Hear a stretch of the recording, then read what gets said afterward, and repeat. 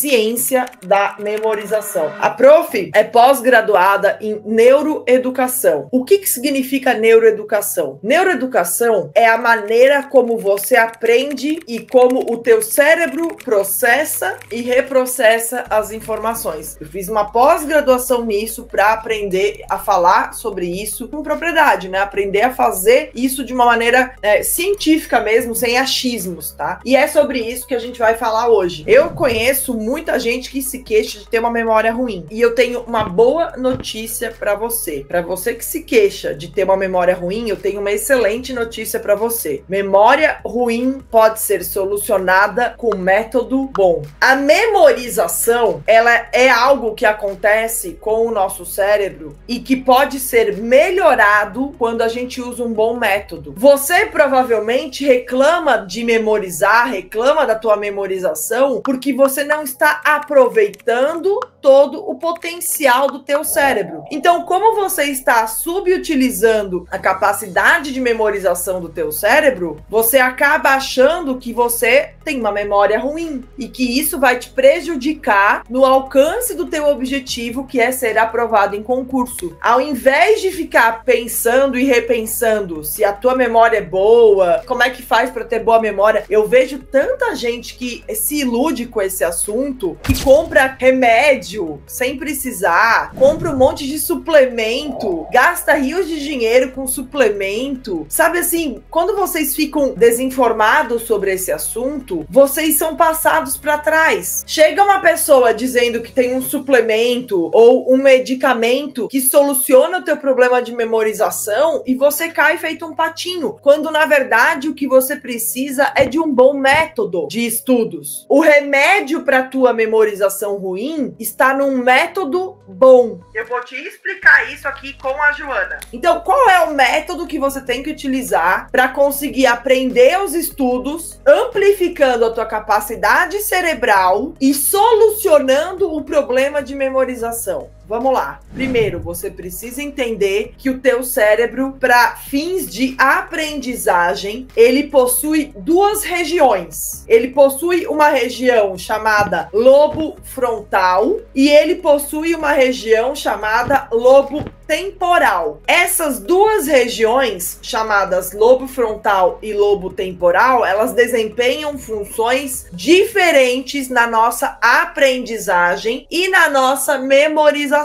O lobo frontal é o lobo cerebral que nos ajuda a aprender. Então, vou tirar o cérebro da Joana daqui para poder mostrar melhor, tá? O lobo frontal é a região do cérebro que nos ajuda a aprender. É a região do cérebro que consegue ficar focada no estudo quando a gente está estudando. Então, só nós, seres humanos, possuímos o lobo frontal. Por quê? Porque a gente tem uma capacidade de ficar focado e aprender. Você já viu, sei lá, um cachorro estudando? Não, né? Você nunca viu um cachorro estudando. Por quê? Porque o cachorro não tem lobo frontal. O cachorro, ele até pode aprender com os erros, com o instinto, mas não é através do estudo. Ele não tem a capacidade de ficar focado, estudando e aprendendo. Por quê? Porque ele não possui o lobo frontal. Como o ser humano é a única espécie dotada de lobo frontal, ele possui a capacidade de permanecer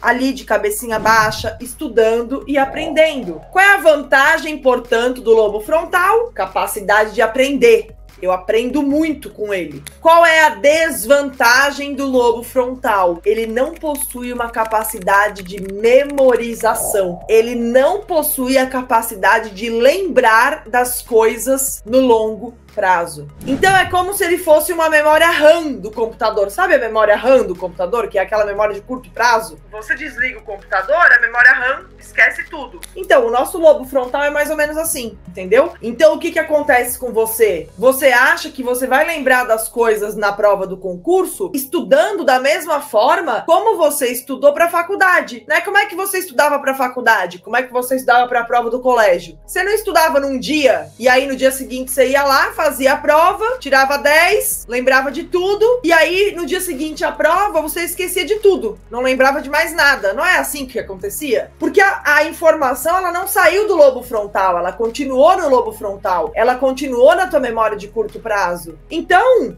ela não foi transportada para uma memória de longo prazo, ela não foi transportada para o HD do teu cérebro. Por isso que você, depois de 6 meses, vai fazer a prova do concurso e não se lembra. Você não se preocupou em transferir essas informações da memória de curto prazo, da tua memória RAM, para a tua memória de longo prazo. Tá, professora, e nós temos uma memória de longo prazo? Nós temos uma memória que tem a capacidade de lembrar das coisas no longo prazo? Sim, nós temos. Qual é essa memória? É a nossa memória de longo prazo, também chamada de lobo temporal. E essa é a memória que é o segredo da tua aprovação em concurso público. Por quê? Porque se você não utiliza a tua memória de longo prazo, fica só depositando capacidade de memorização na memória de curto prazo, você vai esquecer das coisas. Porque agora não é faculdade. Você não vai estudar num dia e fazer prova no dia seguinte. Você vai estudar num dia e vai fazer prova 6 meses depois. Então, se você estudar agora da mesma forma como você estudava para a faculdade, para a prova da escola, você vai esquecer. Então, o segredo da tua aprovação, ele está em aumentar a capacidade de utilização e de memorização do teu cérebro usando a memória de longo prazo.